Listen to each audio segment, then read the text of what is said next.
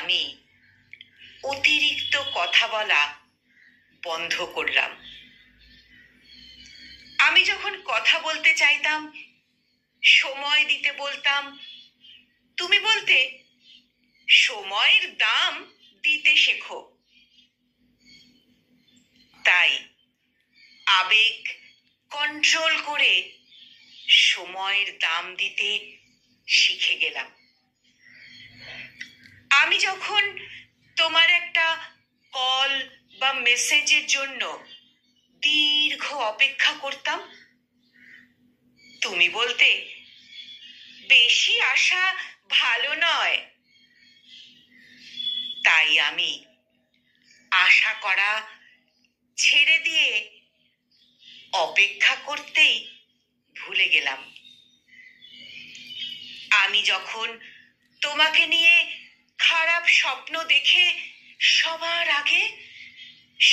আগে ফোন করে তোমার খোঁজ নিতাম, তুমি ঠিক আছো কি না। তুমি বলতে পাগলামিটা একটু কমাও। নিজেকে তাই সুস্থ মস্তিষ্কের মানুষ হিসেবে গড়ে তুললাম। আমি যখন না খেয়ে অপেক্ষা করতাম এটা জানার জন্য তুমি খেয়েছো কি না, তুমি বলতে এত ন্যাকামি ভাল লাগে না। তাই ন্যাকামি ছেড়ে নিজের মতামতকে তখন গুরুত্ব দিতে শিখলাম। আমি যখন মন খারাপ করতাম তোমার অবহেলায়, তুমি বলতে এত দুর্বল কেন তুমি। তাই মন খারাপ ছেড়ে নিজেকে শক্ত করে নিলাম। কিছুদিন পর তুমি যখন চলে যেতে চাইলে, আমি বললাম যেতে পারো, আটকাবো না। তখন তুমি বুঝতে পারলে আমি বাস্তবতা শিখে গেছি। হ্যাঁ, তুমি আমাকে অনেক কিছু শিখিয়েছ, এর জন্য অনেক ধন্যবাদ।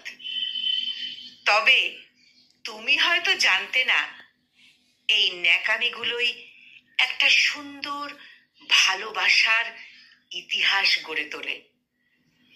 তুমি জানতে না, এই পাগল মানুষগুলো মন থেকে ভালোবাসতে জানে।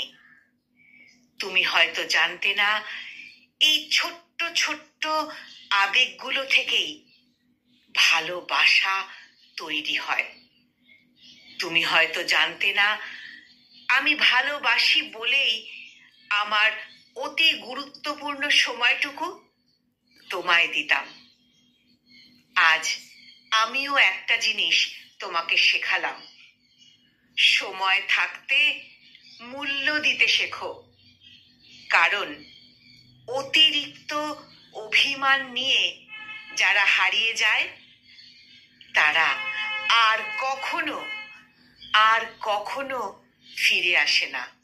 সংকলিত এই মোটিভেশনাল কবিতাটির কণ্ঠ প্রয়াসে আমি নিবেদিতা।